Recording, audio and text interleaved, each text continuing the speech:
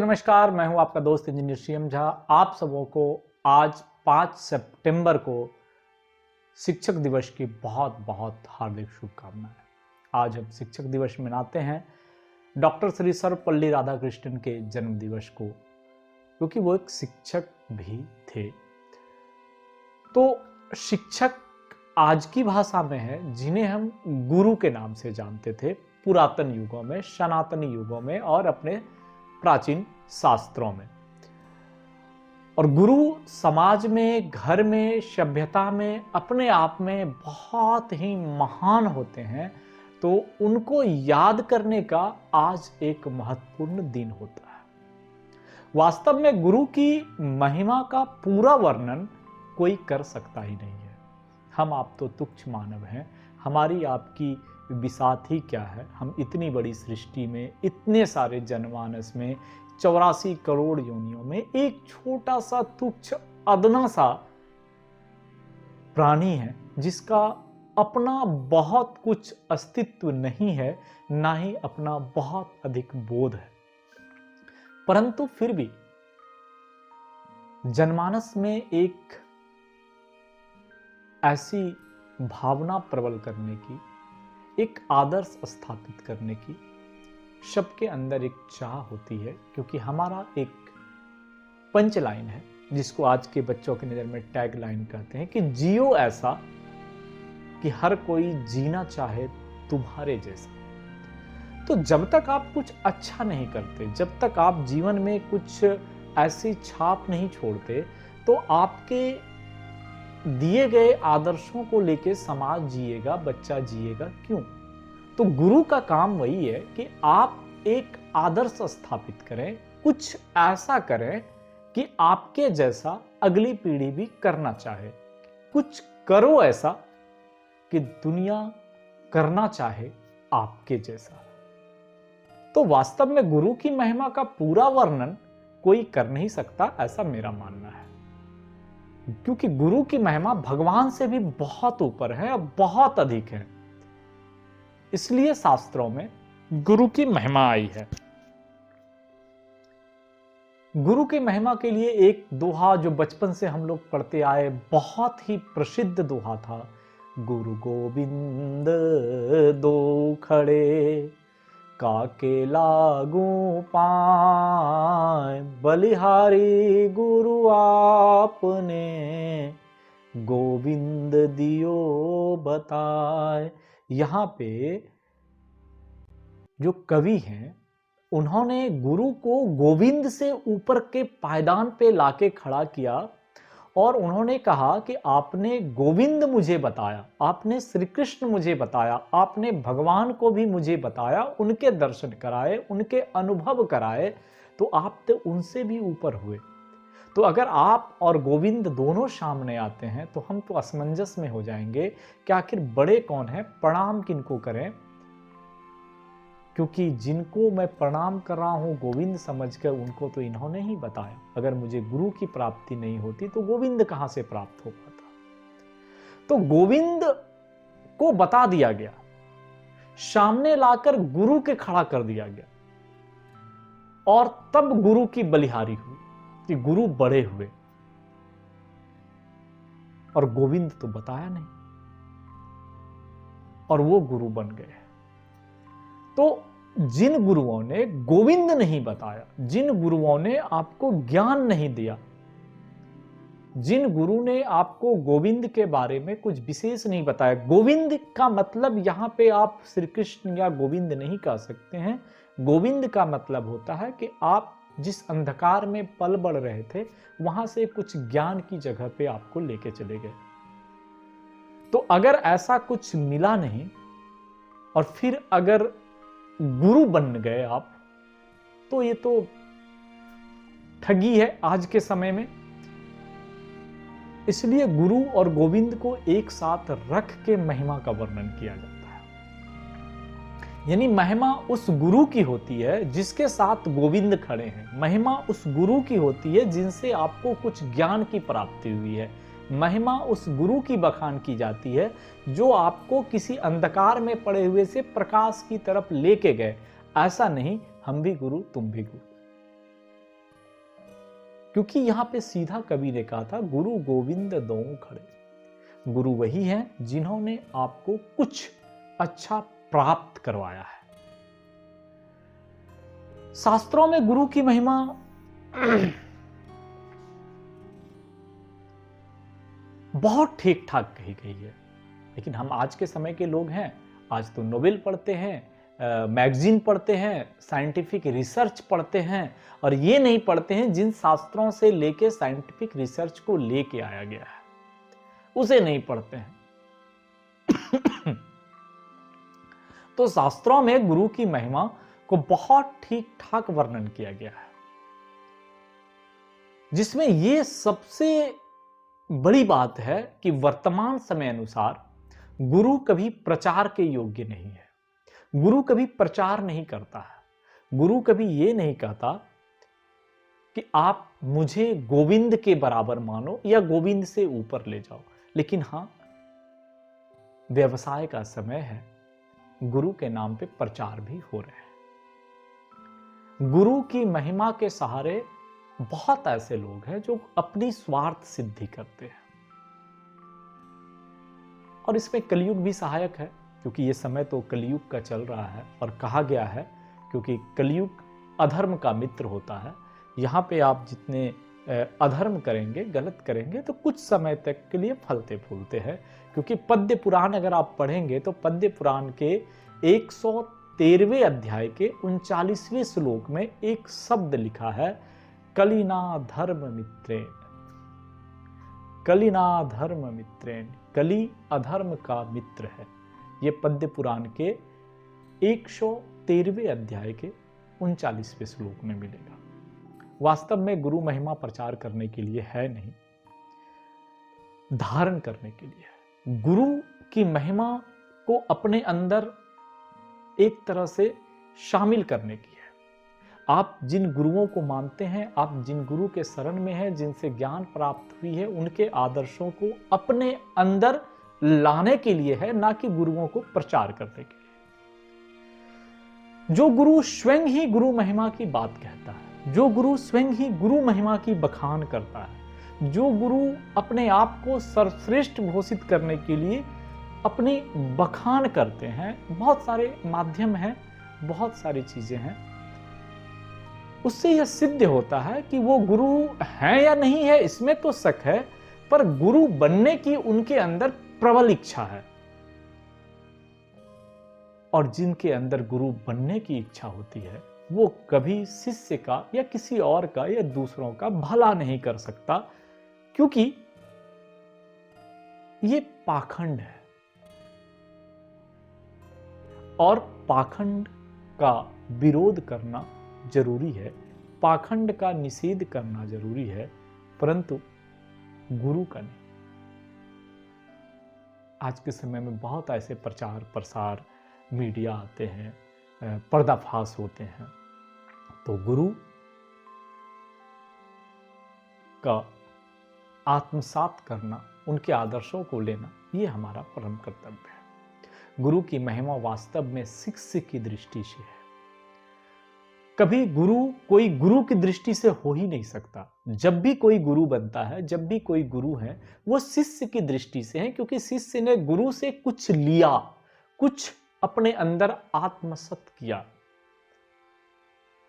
एक गुरु की दृष्टि होती है, एक शिष्य की दृष्टि होती है, और एक तीसरी दृष्टि होती है। गुरु की दृष्टि क्या होती है? गुरु की दृष्टि होती है कि मैंने कुछ किया नहीं। गुरु कभी यह नहीं सोचता कि मैंने किया, गुरु यह सोचता है कि मैंने कुछ किया नहीं। जो स्वतः स्वाभाविक वास्तविक तत्व था, जो वर्तमान में एग्जिस्ट करता था, शास्त्र के अनुरूप, नियम के अनुरूप, और शिष्य के नजर में नहीं था, उन चीजों से शिष्यों को दर्शन करा दिया। गुरु की दृष्टि क्या होती है कि जो वर्तमान में इस वातावरण में स्वाभाविक तत्व हैं, क्योंकि गुरु का उसको ज्ञान हो चुका है, उनके आध्यात्म से, उनकी शक्ति से, उनके दर्शन से, परंतु शिष्य के पास वो ज्ञान नहीं है। जैसे हम कुछ चीजें पढ़ते लिखते पढ़ाते हैं और किसी के साथ उसको शेयर कर दिए, बांट दिए। तो अगर हमने कुछ आपको सिखा पाया तो हमारे नजर में ये नहीं है कि मेरे पास कुछ था हमने दिया, वर्तमान में वो एग्जिस्ट था, इन्वायरमेंट में था, हमारे समाज में था, आपके पास नहीं था, तो हमारे पास कुछ आया, हमने आपके साथ बांट दिया। गुरु के नजर में सिर्फ इतना ही होता है, जिसका तात्पर्य यह हुआ कि गुरु जो वर्तमान में संसार में है उसके वास्तविक स्वरूप से अपने शिष्यों को बोध करा देता है और देता लेता कुछ नहीं है, उसको अपने पास से कुछ नहीं देता है। जबकि शिष्य की दृष्टि होती है कि गुरु ने मुझे सब कुछ दे दिया, अरे मुझे तो ये सर्किट नहीं आती थी, सीएम झा सर के पास पढ़े और ये देखो मैं कितनी अच्छी से पढ़ ले रहा, अरे ये चीज इतना आसान था, इतना दिन से इसमें दिमाग लगा रहे थे, ये तो बड़ा आसान था। वो सीएम झा सर का ऑनलाइन एक वीडियो देखा था, एक क्लास देखा और वहां पे मुझे ये सीख मिल गई। तो ये शिष्य की दृष्टि होती है कि गुरु ने मुझे सब कुछ दे दिया, जो कुछ भी आज मैं जान रहा हूं वो गुरु की कृपा से जान रहा हूं, और वो गुरु कोई भी हो सकता है। जबकि तीसरे व्यक्ति की दृष्टि ये होती है कि जो शिष्य की श्रद्धा गुरु के प्रति है, अगर सीएम झा के प्रति कोई और हमारा मित्र, कोई शिष्य कहीं पे कुछ बात करता है कि अरे एक ऑनलाइन क्लासेस है, वहाँ पे सिग्नल के बारे में बहुत कुछ बताया जाता है, सिखाया जाता है, बताने का तरीका ऐसा है वैसा है, और अगर उनको कुछ तत्वबोध होता है तो उनकी दृष्टि होती है कि वो गुरु हैं, उनके पास हो सकता है कुछ ज्ञान हो। गुरु बनाने पर वो उसकी महिमा बताते हैं कि गुरु गोविंद से बढ़कर है। इसका परिणाम यह होता है कि शिष्य भगवान के भजन में लगकर गुरु के भजन में लग जाता है, क्योंकि जो अपने आप में आत्मसत ना कर सका वो क्या कहेंगे, गुरु गोविंद दो खड़े काको लागो पाए, गुरु बलिहारी आपने गोविंद दियो बताए। यानी मैं सर्वश्रेष्ठ हूं, मैंने तुमको गोविंद बताया, तुम भगवान को मत भजो, मुझे भजो। यानी तुम जिस कार्य के लिए आए हो, तुम जिस सिग्नलिंग के लिए आए हो, या जो तुम कुछ सीख रहे हो वो कम है, पहले तुम हमारी बारे में सोचो, हमें भजो। तो ये गुरु की महिमा नहीं हो सकती है, क्योंकि गुरु कभी भगवान से बढ़ के नहीं हो सकता। शिष्य भगवान को छोड़कर गुरु को भगवान के ऊपरी दर्जे पे नहीं पहुंच सकता। इसके मायने कुछ और हैं, क्योंकि गुरु सिर्फ मार्गदर्शक हो सकते हैं, गुरु आपको ज्ञान दे सकते हैं, गुरु आप स्वाभाविक रूप से इस प्रकृति में जो चीजें हैं उनसे बोध करा सकते हैं। गुरु अपने आप को गोविंद से ऊपर समझने, ये गलत है। वास्तव में आजकल अच्छा गुरु मिलना ही मुश्किल है, बहुत दुर्लभ है। जो सत्य में सात्विक रूप से गुरु हैं, जो ज्ञान, चाहे वो साइंटिफिक ज्ञान हो, आध्यात्मिक ज्ञान हो, सांसारिक ज्ञान हो, पारिवारिक ज्ञान हो, जो भी ज्ञान हो, अगर ज्ञान को किसी के साथ बांटने की इच्छा से कोई गुरु बना है, क्योंकि उन्होंने कुछ प्राप्त किया साधना से, मेहनत से, ज्ञान से और बहुत सारी चीजों से, उनको अपने शिष्यों को, अपने मित्रों को अगर वो बांटना चाह रहे हैं तो वास्तव में गुरु हैं। अगर वो उसके एवज में अपनी पूजा करवाना चाह रहे हैं कि जो भी हूं मैं ही हूं, अगर मैं नहीं तो कुछ नहीं, तो ये हमें लगता है कि गुरु के पतन की जगह है। और कली काल में, आज इस कलयुग में, जब अधर्म करने वाले कुछ ऊपर चले जाते हैं, कुछ सामाजिक उत्थान कर लेते हैं तत्कालिक रूप से, उस समय में गुरुओं में भी इस प्रकार की पाखंड बहुत बढ़ गई है। तो आज शिक्षक दिवस के दिन हमें ये जरूर समझना चाहिए कि गुरु क्या है, या गुरु की महिमा क्या है, या गुरु कौन है, या गुरु का कर्तव्य क्या है, और शिष्य क्या है, शिष्य के नजर में गुरु क्या है, गुरु की नजर में शिष्य क्या है, और वो जो तीसरा व्यक्ति है जो अब तक ना तो उनका शिष्य बना है, ना तो गुरु ने उन्हें कुछ दे पाया है स्वाभाविक रूप से, उनके नजर में गुरु क्या है। अगर तीनों की स्वाभाविक प्रकृति शास्त्र सम्मत हो और तीनों अपने अपने कार्य में अपने अपने विवेक से कुछ अच्छा कर ले, कुछ अच्छा सोच ले, तो यही इस शिक्षक दिवस पे हमारे सामाजिक, आर्थिक और मनुष्य जीवन का सर्वोत्तम दिन होगा। क्योंकि कोई भी दिन हम जो मनाते हैं, कोई भी दिन हम मनाते हैं, वो दिन गुरु के कृपा से हम शिक्षक दिवस के रूप में जब मनाते हैं तो कुछ ना कुछ अपने अंदर एक जागृत करना होता है, कुछ नया चीज।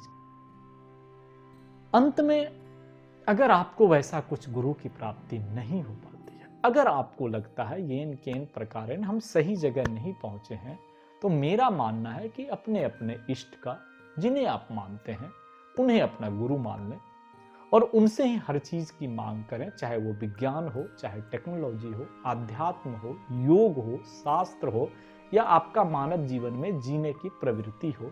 अगर आप उनको सही मन से कुछ समय ध्यान लगाकर हर रोज ज्ञान की प्राप्त करना चाहते हैं, तो हमें लगता है कि वो भी एक सफल रास्ता है, सफल जगह है। कुछ ना कुछ आपके अंदर एक स्वाभाविक प्रवृत्ति जागृत कर देगी, जिससे आप जो ज्ञान की इच्छा रखते हैं या जो चाहिए, वो कहीं ना कहीं से किसी न किसी माध्यम से आपको मिलने लगेगा और वो ज्ञान प्राप्ति का एक बहुत बड़ा साधन है। तो आज शिक्षक दिवस के उपलक्ष्य पे हम गुरु की महिमा को यहां तक अगर समझ पाए, अपने अंदर आत्मसात कर पाए और ये सोच पाए कि हम भी आगे गुरु गोविंद दो खड़े काको लागो पाए, गुरु बलिहारी आपने गोविंद दियो बताएं, गुरु को बलिहारी मानकर गोविंद को जानने की इच्छा करें, तो कहीं ना कहीं हमें भी सत्य रूप से अपना गुरु, अपना शिक्षक, अपना आदर्श प्राप्त हो जाएगा और हमारी जो इच्छा शक्ति है, जो सीखना है, हम वहां पर भी पहुंच सकते हैं। तो उम्मीद करेंगे कि इस शिक्षक दिवस पे आप भी अपने जीवन के लिए एक अच्छे के गुरु तलाश करेंगे और अगर गुरु मिल गया है तो आप गुरु से ज्ञान को लेकर आत्मसात करेंगे और कोशिश करेंगे कि अपने ज्ञान से आप भी समाज को सींचें। क्योंकि कुछ करो ऐसा, जियो ऐसा कि दुनिया कुछ करना चाहे तुम्हारे जैसा और जीना चाहे तुम्हारे जैसा। तुम भी अपने समाज के लिए, घर के लिए और अपने हित नाते परिचित के लिए एक आदर्श स्थापित करो कि हर कोई बनना चाहे तुम्हारे जैसा। बहुत बहुत धन्यवाद। फिर से एक बार गुरु दिवस की, शिक्षक दिवस की आप सबों को बहुत बहुत शुभकामनाएं। सब अपने अपने गुरुओं से कुछ न कुछ सीखकर अपने अपने जीवन में एक आदर्श स्थापित करें।